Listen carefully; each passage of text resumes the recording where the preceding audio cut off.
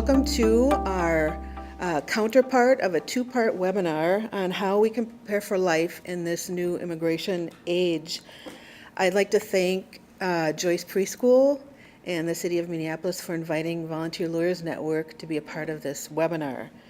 My name is Colleen Bibi Purisaka, and I am the managing attorney for the Immigrant Legal Services Program at Volunteer Lawyers Network in Minnesota, in Minneapolis. We do provide statewide services, but our main office is located in Minneapolis. We've been around for 50 years, and VLN was established as a nonprofit in 1966 to provide free legal help in civil law matters for people living in poverty in Minnesota. Currently, in Minnesota, there's one lawyer for every 250 people. But for people experiencing poverty, there's one legal aid lawyer for every 3,200 people. So we try and fill that gap at VLN. We have a small staff that works with about 800 volunteer lawyers. Our model is volunteer-based. And we work with them to provide free legal services in different civil law areas such as family law, housing, employment, consumer, immigration, and other types of cases. And we help about 9,000 people a year. Now, about 10% of our work is immigration related, and that's the program that I work with. And in our program, the different ways we help folks in immigration matters is through legal advice and brief one-on-one consultations with a lawyer, or help completing some sort of legal task on the spot. And that happens either by phone or in person through one of our walk-in legal clinics. And one of our walk-in legal clinics, actually, we co-locate at a church, which is where Joyce Preschool, one of their sites, is also located. We also place legal cases for full representation with lawyers, volunteer lawyers. We do know your rights presentations, other types of presentations, legal education, and legal workshops. As with Joyce, we work closely with other free legal service providers and community service providers, the private bar, immigration and otherwise, social service agencies, schools, community groups, advocacy and faith groups, and many others to carry out our mission. At a recent VLN event, I'm going to refer to Volunteer Lawyers Network as VLN. In a small town in Minnesota, I just happened to ask a man that was there what it was like living in small town Minnesota now as a Latino family, as a Latino man. And he thought about it, and he looked at me and he said, well, it's like being a hunted rabbit. And yes, that we are living, really, I believe, in an open hunting season of refugees and immigrants. I've been doing this work for over 30 years, 20 as an attorney. And yes, we are living in an open hunting season of refugees and immigrants. Now, there are many reasons why a person may find him or herself living in another country, in this case, the U.S., having been born in another country. So we have people who are now naturalized citizens. We have folks who have lawful permanent resident status, others with some sort of temporary legal status, others with an expired status perhaps, and then we have others who may never have had an immigration status. And I'm not going to go into all of the reasons why people find themselves in the U.S. There are different push and pull factors that push people out of where they're from and attract them to one place or another. But I do want to point out that if you are a refugee or an immigrant, no matter when you have been one, whether it's now or 100 years ago, it's stressful living and causes a lot of anxiety living in another place. That's always been the case. and it will always be the case, and it's whether you have documentation or not. But the current state of anxiety and uncertainty is even more present now and palpable, given this current context in which we are living. And this fear is kind of based, I see, on a combination of just two basic things. One is what's actually happening amongst us, whether it's what people are saying or doing, or government is saying or doing, people in authority are saying or doing or not doing. But it's also things that are not even, they're not happening. But people, they're being threatened to happen, but they're not literally happening, or people are just perceiving them as happening. So in people's minds, they are happening, whether or not in reality they are. And as one of my colleagues at the Advocates for Human Rights says, constantly changing the rules is one way to make life more stressful. Fear is being deliberately leveraged to make life so uncomfortable that people decide to leave the U.S. or not to come at all. And this is a strategy known as deportation by attrition. And this is something that anti-immigrant forces have advocated for years. It's nothing new. So in view of this, as practitioners, community members, advocates, and service providers, what do we want to do about this? Well, as an attorney, the term counselor has taken on new meaning in this last year. So what I want to do, and I think others, we want to help alleviate some of that fear. We want to help people, prevent people from being misled or from relying on bad information or advice. We want to prevent people from getting swindled or taken advantage of, which is something that increases in these types of situations. We want to empower people by providing them with reliable information and practical tips on how to preserve and protect their legal rights and their families. We want to ensure that everyone who has a legal remedy, and there are people who have legal remedies under the law, that they know it and they know what to do about it. And we want to ensure that those who may not have either an immediate legal remedy or it's far into the future, that they know what to do and how to prepare for that, and that they know how to prepare for the worst case scenario in the sense that they can't wait out that option and remain in the U.S. at the same time. So I am going to need to ask for water. So this presentation is designed to help communities keep calm, take control of what can be controlled, and make good decisions based on sound and reliable information. So the good news is that Minnesota is a really good place to do that. Proportionately, and in comparison to many other places in the U.S., we have really good options to go for reliable, free immigration information, from Volunteer Lawyers Network to the Immigrant Law Center of Minnesota to the Advocates for Human Rights to Navigate. So proportionately, we're in good shape. And other legal service providers as well, the law school programs, refugee resettlement agencies. And we also have a really good and thriving private immigration bar who does a lot of pro bono work. Thank you, Laura. Thank you. So, and we all work together to make sure that the community gets reliable immigration information and that the people get the help and resources that they need, whether it's through free legal services or the private immigration bar. So I'm going to start with a couple disclaimers. First, today's topics, I'm going to start with some disclaimers. We're going to talk about what's going on in the immigration context, what has been the impact this last year, what we can do about it, and local help and resources. And I want to credit the advocates. Some of the materials that are in the PowerPoint are from the Advocates for Human Rights, the Immigrant Legal Resource Center, as Laura mentioned, and other resources that I will provide at a later time. So, disclaimers.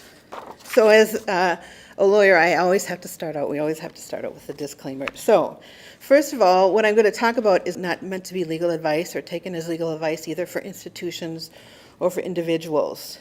So each person's situation is different, each institution's situation is different, and comprised of different people. So if there are particular legal questions specific to a person or an institution, then that person should seek out legal counsel. But what I say is not meant to be advice for any particular situation.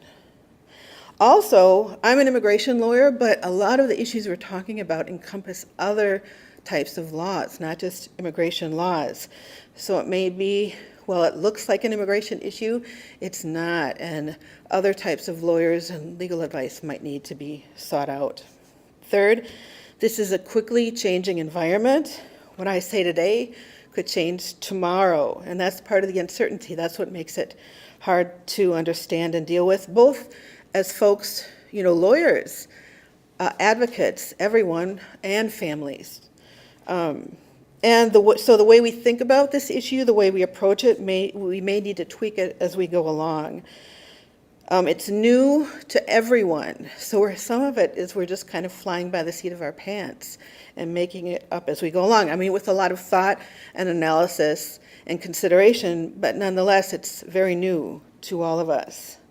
And there's no precedent for how to do these things. 5, I think I'm on number 5. This is more than a Latino issue. It's more than an undocumented issue. It encompasses, well, really everyone. It may affect or impact others more than others, but it crosses over into any community of refugees and immigrants, and most communities of refugees and immigrants are made up of a mix of citizens, permanent residents, people with a temporary status, and those who may not have a status right now, and have different stories and different ways of having arrived to the U.S. and different reasons for that. And it affects everyone working with them, and it affects our broader community. So it affects everyone. So finally, I like to say, whatever we do, I think it should be underscored with a policy of do no harm. Because it is so new, I think that should be the first consideration. So for example, we really need to involve, like Joyce has done, the families that this is most affecting. And any decision we make as people in authority, or as lawmakers, or as program creators, we need to directly work and collaborate with those who are most affected. And that may mean, that means listening, number one, but it may mean turning over some control to folks, a shift of power. It will mean a lot of planning, working through differences, working with people who have traditionally had that power taken away from them or removed of making decisions for their own lives. And so how do you work within that context and empower people? So what's going on in our system? Let's look at that a little bit. Now, our immigration system in general has always been confusing and complicated, and right now it's very fluid, so that makes it even more confusing and complicated, so it's really hard to know how to predict what will happen. There's many different players in our system. So our Congress passes immigration laws, but immigration laws aren't the only thing that dictate how we enforce or apply immigration laws. We have, it's a rule-based system as well. So our executive branch, develops rules to tell us how we're gonna apply the laws. And we follow those rules and regulations. And the executive branch of government does that through sub-agencies within the Department of Homeland Security, like the United States Citizenship and Immigration Services, USCIS. We use a lot of acronyms, abbreviations in immigration law. So that's USCIS. So then you have, ICE. You've all probably heard of ICE, Immigration, Customs, and Enforcement. And that's the enforcement side of immigration laws. The immigration agents or police, if you will. and the Customs and Border Enforcement, CBP. So those are just 3 sub-agencies within the Department of Homeland Security. And then there are other government agencies, the Department of Justice, and then other sub-agencies as well. So given all of this, it's really hard to keep up and when things are continuously changing. But the bottom line is immigration laws have not changed, okay? Immigration laws have not changed up to this point.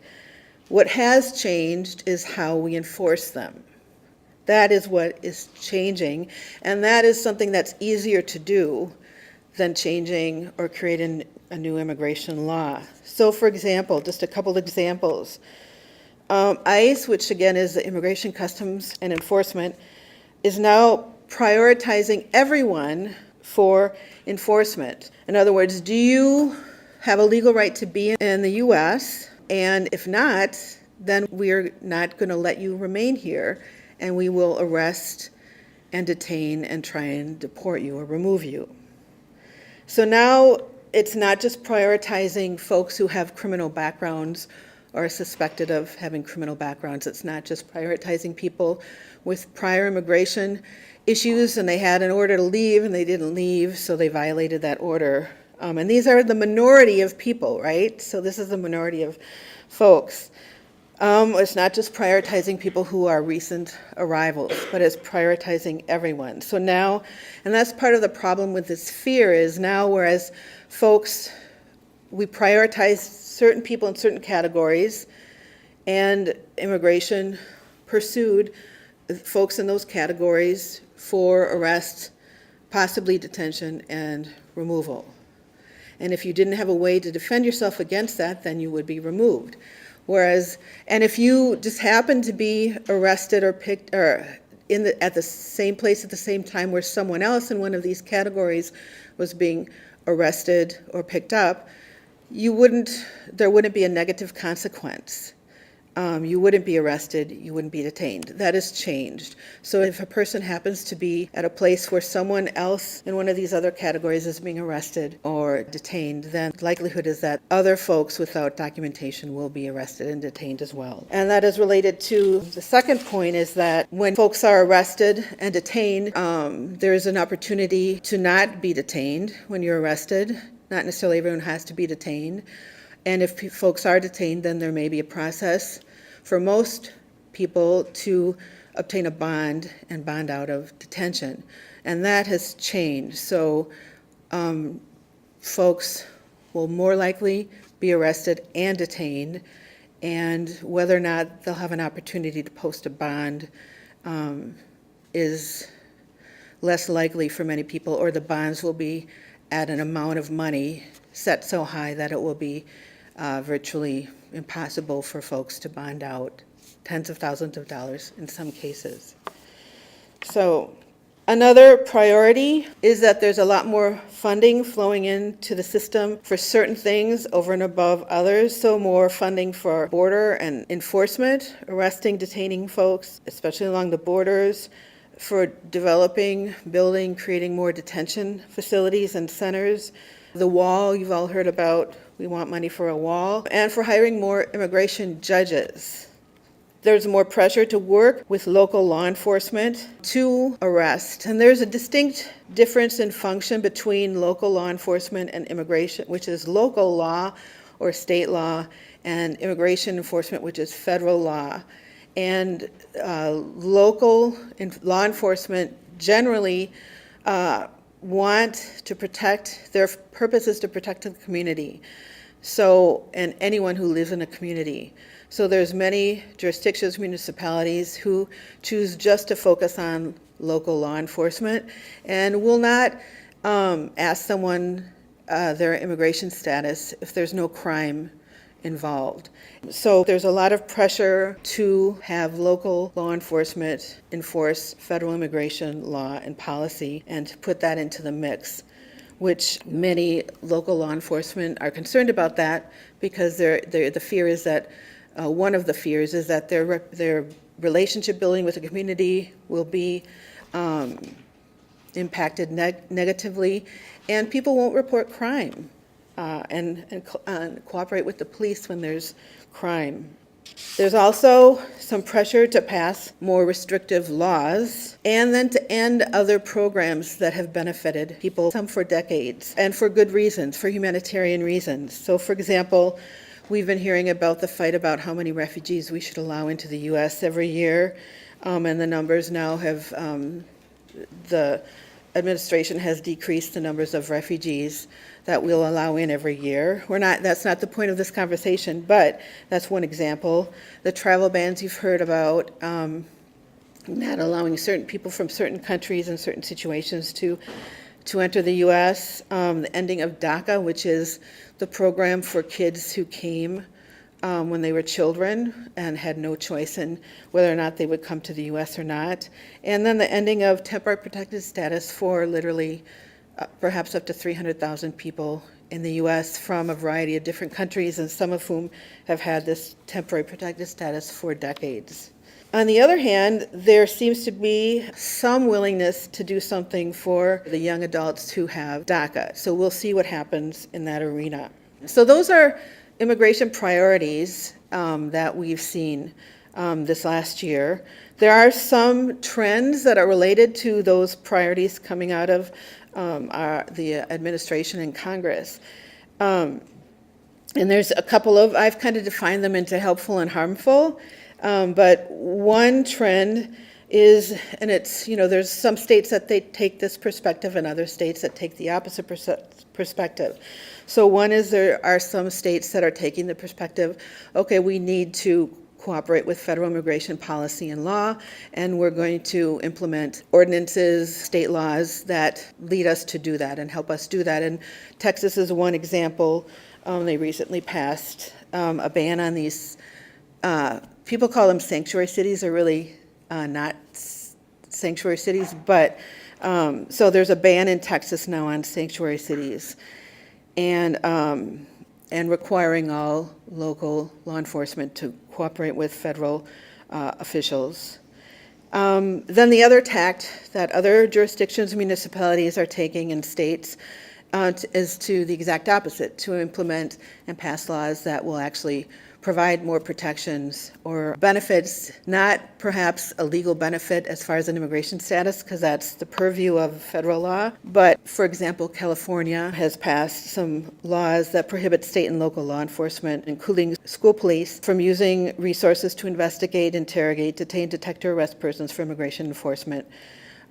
So that's just one example of that. In Minnesota, we have Northfield that just passed an ordinance to for everyone. This isn't an undocumented thing, but so everyone can get an ID to use the library, etc. So everyone has the same ID to use city resources. And Minneapolis just passed a U visa ordinance to guide the police on how to issue certifications for people who are victims of crime, and for people who are victims of crime, they may be eligible for an immigration U visa, it's called, because they have cooperated with authorities in reporting crime, and they have been harmed by the crime.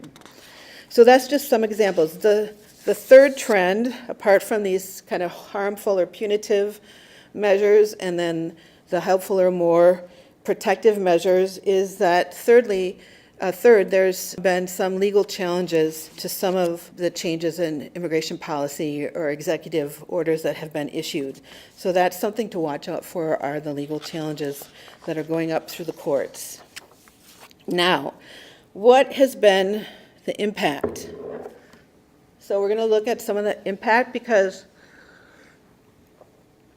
being out there in the community, I know you've seen this, and we're seeing it a lot now as lawyers as well. Just the overall traumatization of individuals, families, and communities, and it's everyone, and all the people who work alongside folks. And again, it includes both documented and undocumented. So parents, we've seen parents are just afraid of losing their children if they're arrested, detained, or deported, which isn't reliable. It's not accurate information. So we need to help overcome that fear.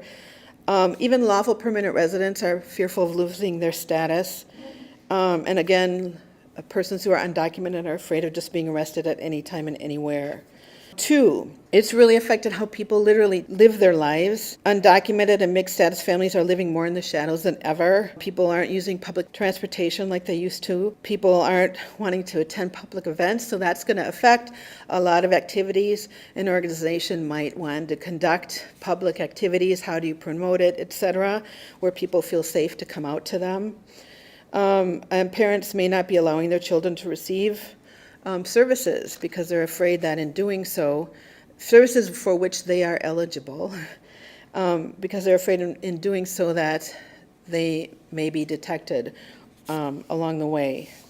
3, and this is of great concern to us in the legal profession, it is really eroding trust between refugees and immigrants and those who serve them. So, for example, in the legal system, people either, number one, are afraid to talk to a lawyer. We've been hearing that a lot lately, which is of great concern to us because people think that we will report folks to immigration. So we need the help of our partners to transmit a message that lawyers cannot share anything someone tells them and will not do it. Ethically, legally, we are not, the attorney-client privilege and relationship is sacrosanct in the legal profession. So we can't do that. And people need to help, we need to help people understand and not feel intimidated or at risk in speaking to a good, competent lawyer. Other folks, again, folks are more vulnerable now to being victimized or exploited or taken advantage of, whether it's in housing where a landlord thinks someone will not take legal action so they don't fix a property, they don't return a deposit, etc., to employers who think, oh, this person, I know they don't have documents, I'm not going to pay them because they can't do anything about it. And people do have legal rights, they do have legal remedies. Landlords can't do those things, employers can't do those things. But there's a gap between people may think they do not have rights, or if they do pursue them, they're at risk of being detected. And so we have seen a decline at certain, for example, our courthouse legal clinics, of less persons in those particular situations seeking legal advice. So it's even more important to work with organizations that are safe for people to go to and have lawyers on site where people can talk to them. And a lot of things you can fix before having to go to court in the legal context. So that's just some things we've been seeing there. And then, of course, we have an increase in abuse, swindling, and exploitations, people giving legal advice who shouldn't, charging people for it, getting people in deeper trouble than what they already may be facing. So what are some of the helpful things that are happening? Because there is a bright side to all of this. One, we are seeing that more people are wanting to volunteer, more people are wanting to advocate for immigration issues who never did before. 2, we're seeing allies, we're uniting and working more together as a united front to inform folks about the law, work together, advocate, share information and resources. And this is from the grassroots to the sanctuary movement, to advocate social service providers, faith groups, etc. And in Minnesota in particular, we're seeing a lot of positive things. Again, we're working across groups, and we need help as lawyers to do that, to work within the community, so people will know that they can trust us and that we can get really good, reliable information to folks and hopefully do something. And if not, brainstorm about how to help folks brainstorm about what they can do if they don't have legal options. We're doing Know Your Rights presentations, sharing resources. We're trying to improve and expand our free services across the board, not just VLN, but other legal service providers. We're looking more into what can we do if there's an increase in people being arrested and detained, and helping people get bonded out. Just more citizenship classes. There are a lot of folks who can become citizens now because they've been lawful permanent residents for long enough. So how can we get the word out, help facilitate that process for people to become citizens? And then finally, we are helping in the context of this with the family emergency preparedness. And I wanted to point out a resource from the Volunteer Lawyers Network, and I'll talk a little bit more about this later, but It's something that we've developed. Again, there are resources nationally. This is something that's happening nationally, but how can we prepare folks for the worst case scenario? And it's just good, anyone, to prepare for some uncertain situations. The future, we don't know what the future will bring in any situation. So these are materials in English and Spanish that we have for folks that they can use individually or together. And I'll talk a little bit more about that at the end. So what can we do? There's really two things we can do. One is help prepare families, but also help prepare the institutions. How can we help prepare families? I think it's very important to transmit a message of hope, but not false hope. And how can we do that? And it's for legal practitioners as well. We need to transmit accurate information, not rhetoric. We need to transmit information about good local resources and services, and they exist in Minnesota. We need to encourage families to seek legal information. We need to encourage families to create these emergency plans. We need to provide, and I think this became very relevant for me recently, after and self-care resources for staff, volunteers, and constituents. And this relates to my point about this is not just a Latino issue. We recently did a presentation. Minnesota has a large Liberian community and West African community, many of whom will be losing this temporary protected status that they've had for a while. And there's a lot of questions in a community that is not used to being faced with an issue of being undocumented or out of status and what to do about it, and the reality that many may have to leave the U.S. in a short span of time because their legal status will be ending and they have nothing, no other legal status. So, but there may be some folks in that group who do have legal remedies. So how to get the word out, how to help go from just sheer shock to that reality to how to help people prepare for that and get good information into people's hands, good resources. And then, but the point related to this is that the people who are, if the brunt of this is the organizations, the community groups who are getting the calls from the community of people in panic and fear, and they need some help on knowing what to do and how to deal with that, much like Joyce preschool staff and volunteers. So it's the self-care and resources as well for not just constituents. And then finally, I think we really do need to respect the decisions of families, of parents who are in a difficult position. It may be a family chooses to leave the U.S., and that's the best decision for that family. And frankly, it's not horrible to live in Mexico, right? It's not horrible to live in most places around the world.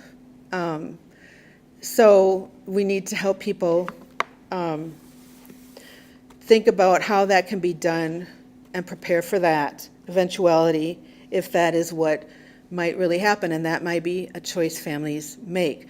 Families may choose to take all their children with them, which is a choice they have the right to make, whether or not they're U.S. citizens or not. They may choose to take their U.S. citizen children to live with them in Mexico, and that's okay.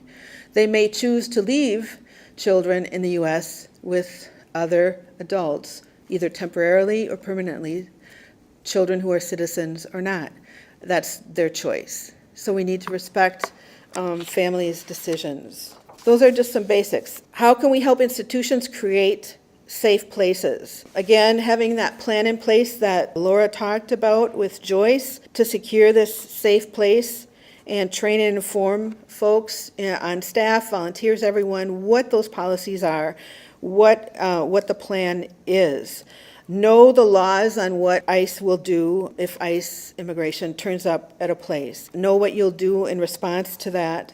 Know what you can and can't legally do, and if you choose not to follow the law, what the consequences are of that. Do not give legal advice. Even if you know the answer, but you're not a lawyer, please do not give legal advice. Everybody's situation is different. And again, we have a lot of free legal resources in Minnesota that people can take advantage of. So do make good referrals. and encourage people to talk with a competent lawyer. Maintaining and respecting confidentiality is paramount. So it's so easy to say, oh, guess who's going through what at home, and you never know where that information will end. So it's really important to respect and maintain confidentiality, and not single people out based on nationality or immigration status. So when you plan those events, are you going to say, oh, here we have this information session for undocumented people? I think that may not be such a good idea, but you can certainly, information for on immigration or your legal rights, anyone's legal rights. So I think we need to be careful about the language we use in promoting events.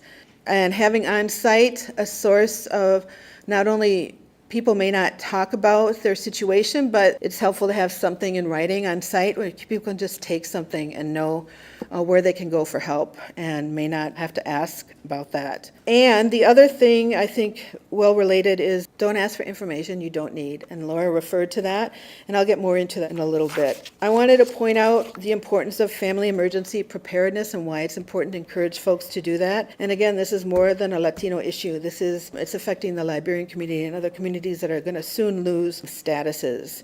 So what does that do? It empowers family because it's a whole process. It helps people know what their legal options are individually and how to obtain or protect them. It helps people to know what to do if they are forced to leave the U.S. and how to think that through, what to do with their property, with their children. It helps people know what documentation to collect along the way and to carry with them, and helps them know how to seek out competent legal help. Number 2, it alleviates stress and fear.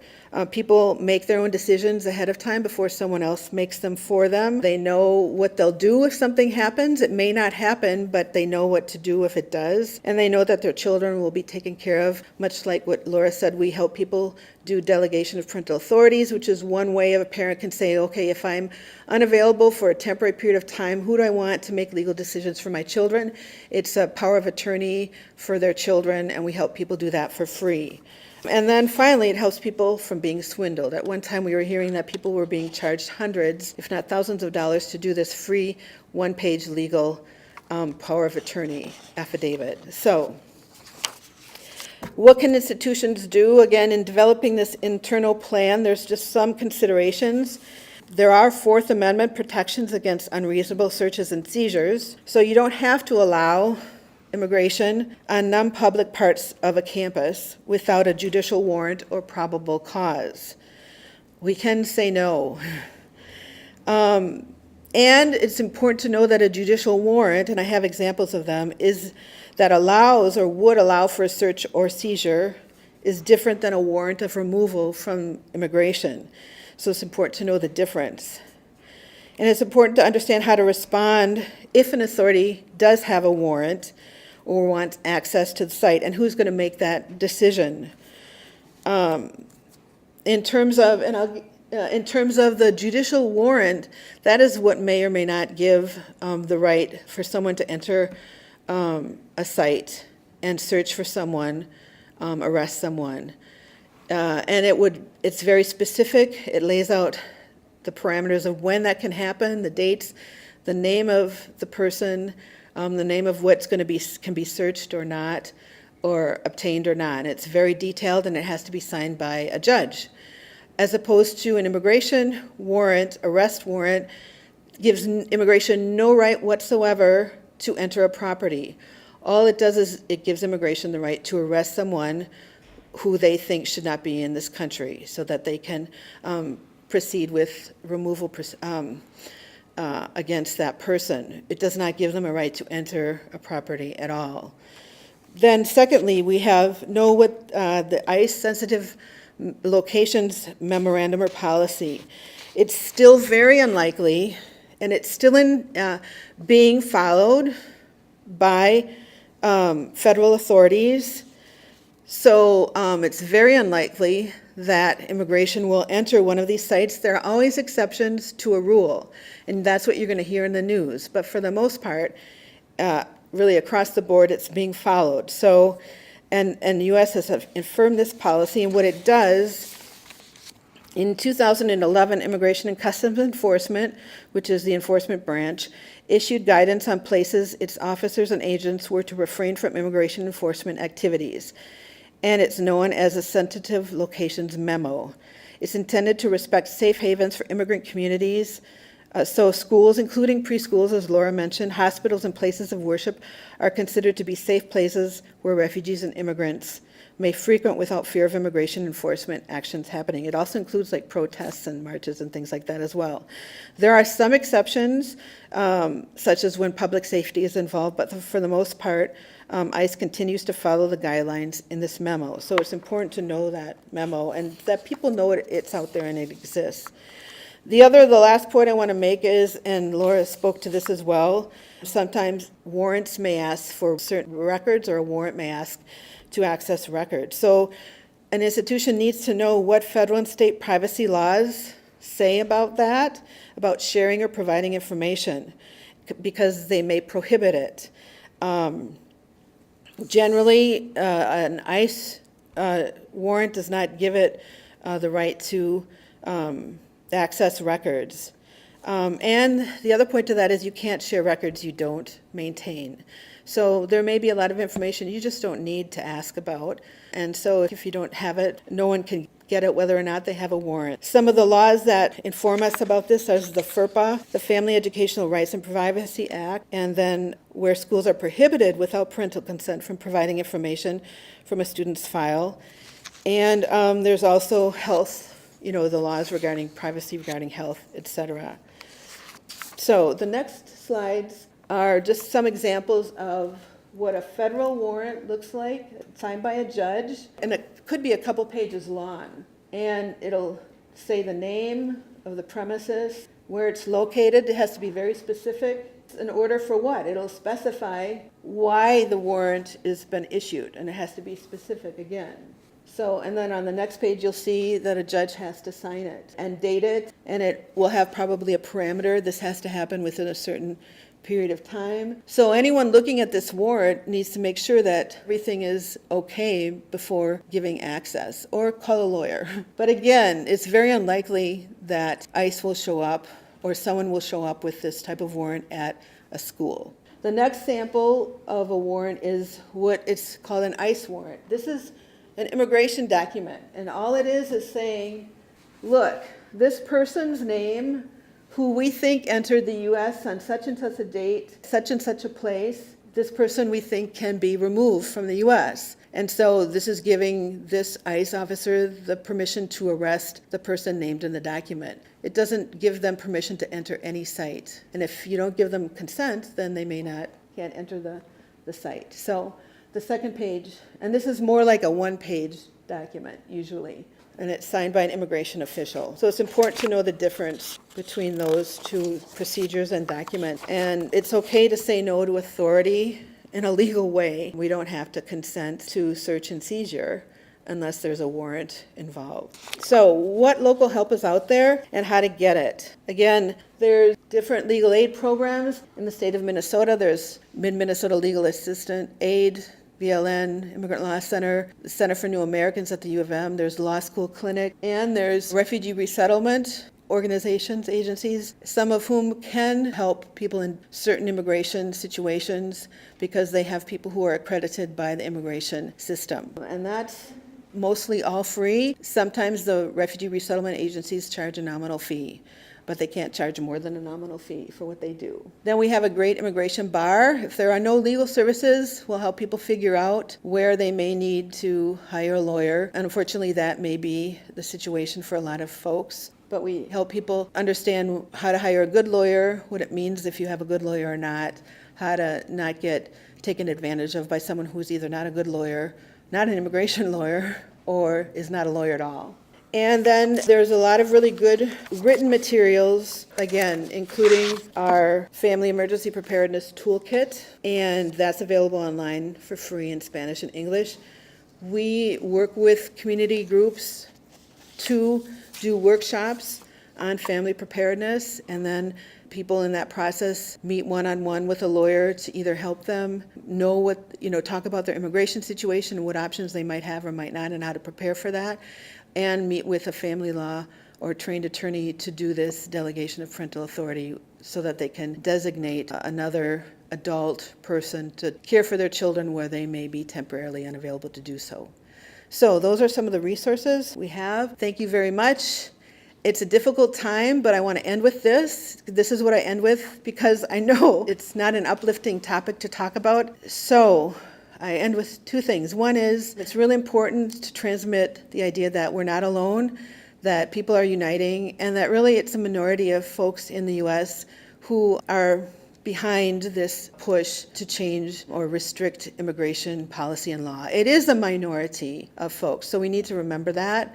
Unfortunately, those are the folks who are in power right now, but it is a minority, so we need to remember that, and we need to remember that we're not alone at all. Folks are working together, and become a citizen if you can. So one of the best things I can do to lift my soul as an immigration lawyer, and I think it's good for anyone here, is to attend a naturalization ceremony of a group of people who are becoming citizens in the U.S. So if you know folks who are ready to become a citizen or can eventually do that, encourage them to take a class to do so, to get legal advice on whether or not it's a good thing to do now or in the future, and how to do that. So I highly recommend both encouraging folks to become citizens if they can do that legally, and secondly, to attend those ceremonies as well on our own.